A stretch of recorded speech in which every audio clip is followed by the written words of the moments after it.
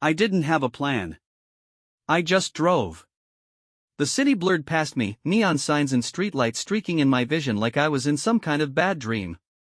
I kept expecting to wake up, to shake this feeling. But I wasn't asleep. And the woman I thought I knew? She wasn't the woman I married. I pulled into a gas station parking lot and just sat there, staring at the dashboard. What now? I could have gone to a hotel, crashed at a friend's place. But I didn't feel like talking to anyone yet. Then, like the universe was making the decision for me, my phone buzzed. Jason. I hesitated, then answered. Yeah?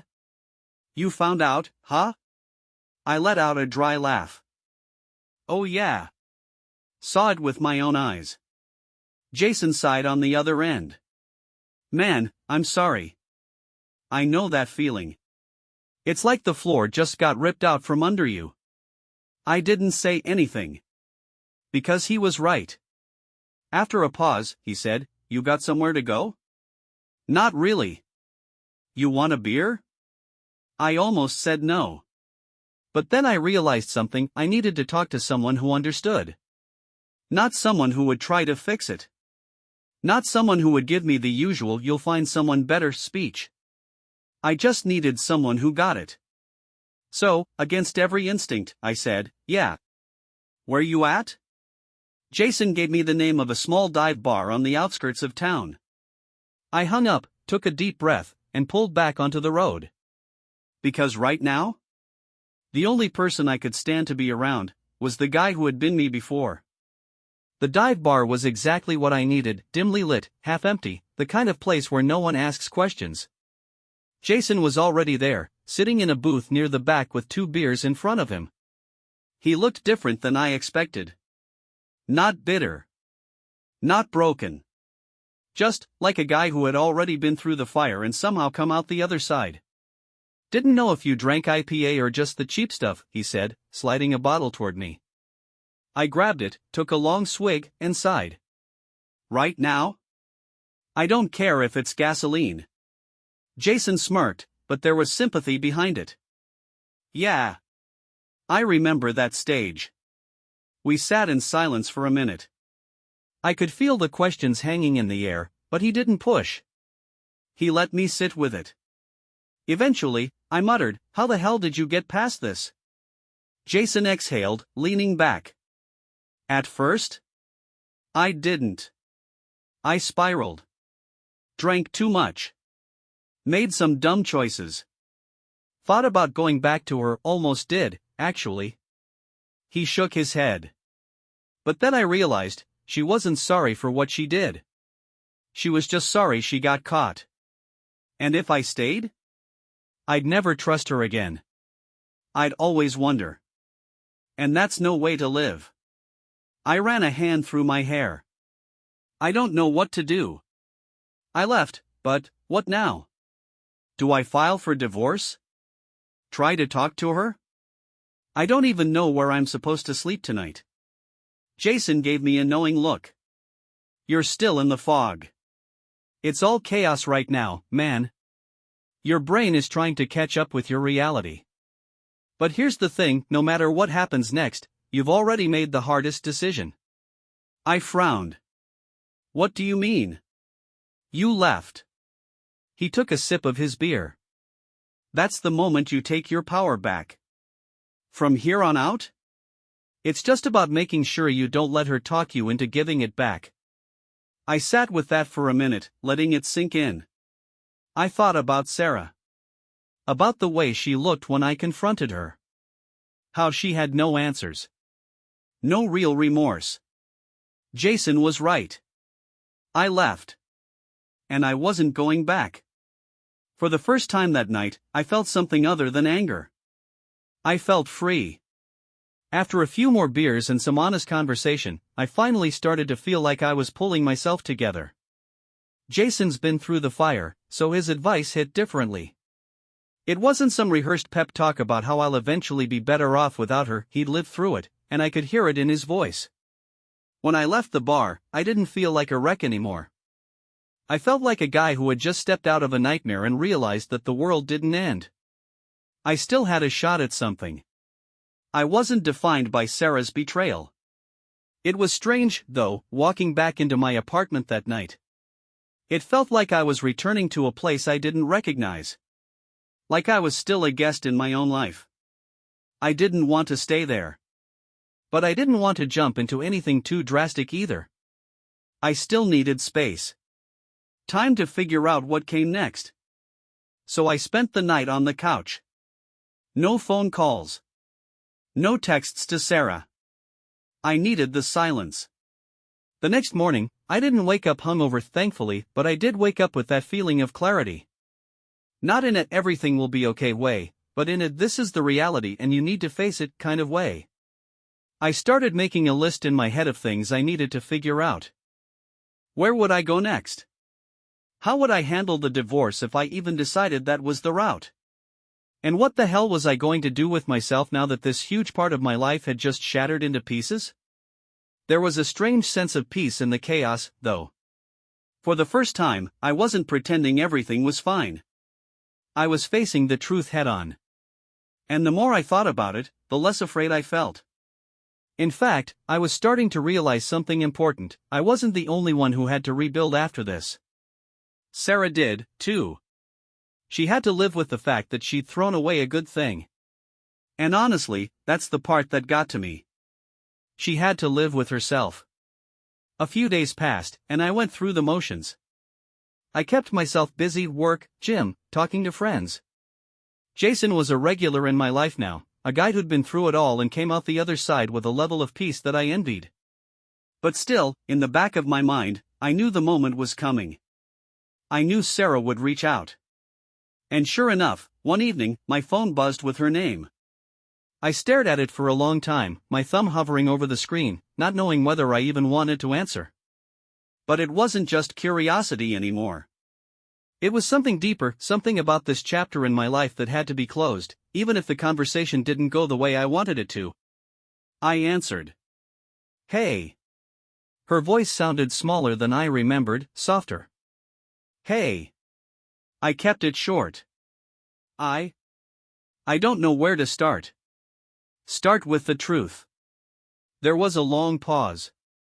I could hear her breathing on the other end, and I almost hung up then and there. I didn't need this. I didn't need her explanations or her apologies. But I stayed. I don't want to lose you. She said it like she truly meant it, but I wasn't buying it. I messed up. I know I did, and I'm so sorry.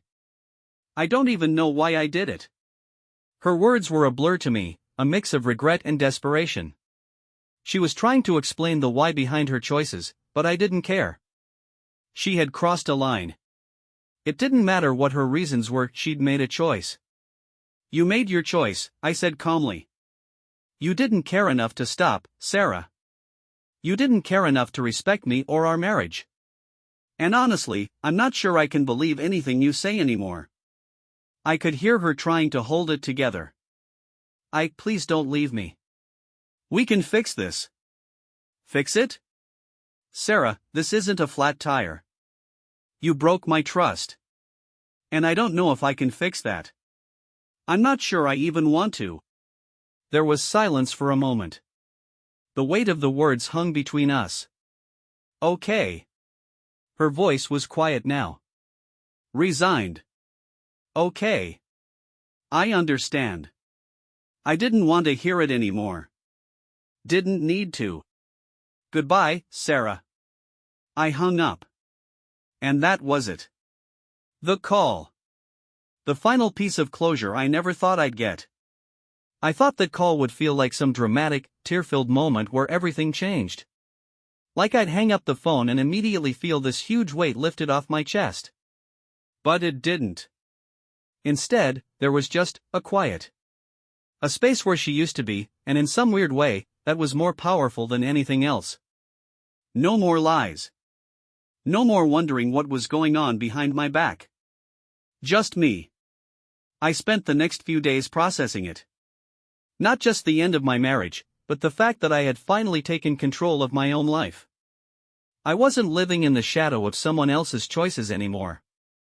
I wasn't the guy who was constantly forgiving, constantly hoping things would change.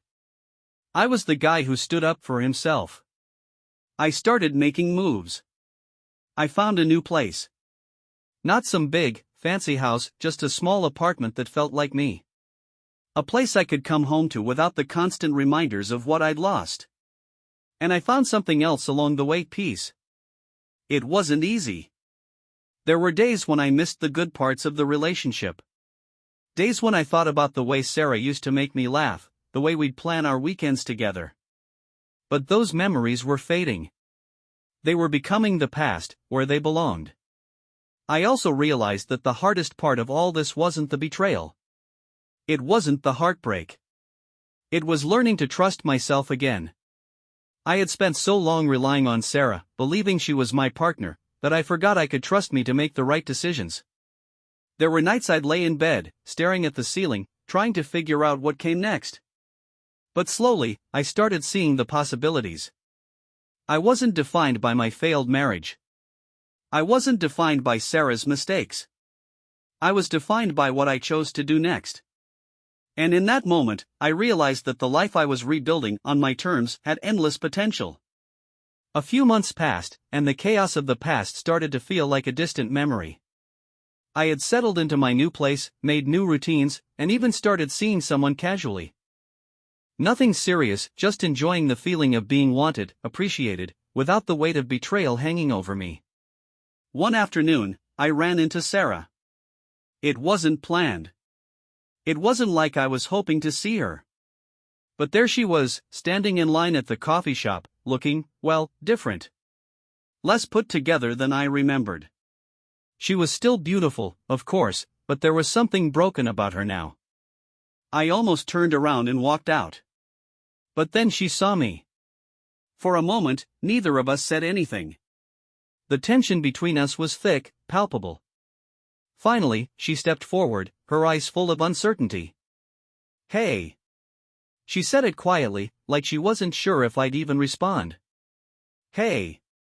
For a moment, we just stood there, awkwardly. The barista handed her coffee, and I could see Sarah's hand tremble as she grabbed it.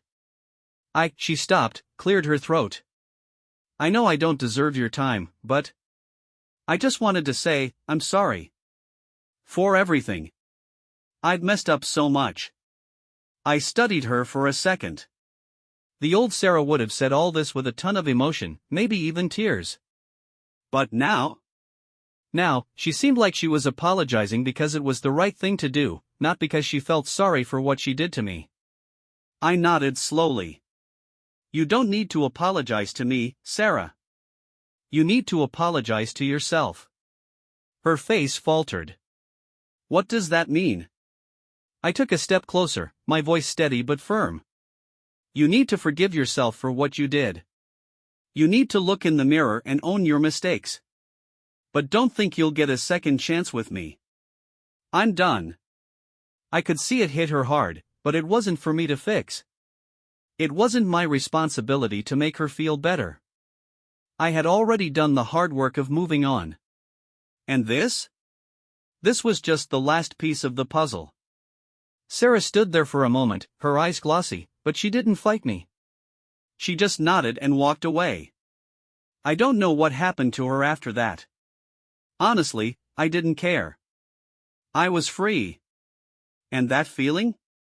That feeling of finally closing the chapter and walking away with my head held high? That's something no one can take from you. It's been almost a year now since that day at the coffee shop, and I can honestly say I'm in a completely different place than I was when all this started. I've had time to reflect on everything, the betrayal, the heartbreak, the anger, and what it's all meant. At first, I thought it was a sign of failure. Like somehow, this whole thing reflected poorly on me, that I had messed up in a way that I couldn't come back from. But now, I realize it wasn't about me. It was about her choices. And while they impacted me in the worst way, they don't define who I am. It's wild to think about it that way. That my life can go on without her. That I can still love, still trust, and still grow, even after something as devastating as this. Honestly, what I learned the most is about boundaries. Not just setting them with others, but with myself. I've spent my whole life trying to fix things, trying to make people happy, trying to smooth things over. But the truth is, you can't save anyone who isn't willing to save themselves. And that's not just about relationships. That's about everything in life. You can't carry the weight of someone else's mistakes, and you can't expect them to be the person you want them to be. As for Sarah, I've learned to feel for her. I don't hate her. I don't even wish bad things on her. But the truth is, I don't need her in my life anymore. I have my own life to build now, and that's what I'm focused on. I've also learned that I'm enough. For the longest time, I wondered what was wrong with me, why I wasn't good enough. But that was a lie I told myself. I was enough, always was. I just needed to see it. If there's one thing I'd say to someone in a similar situation, it's this: you are not defined by the people who betray you. You're not defined by the things that happen to you. The only thing that defines you is what you choose to do next.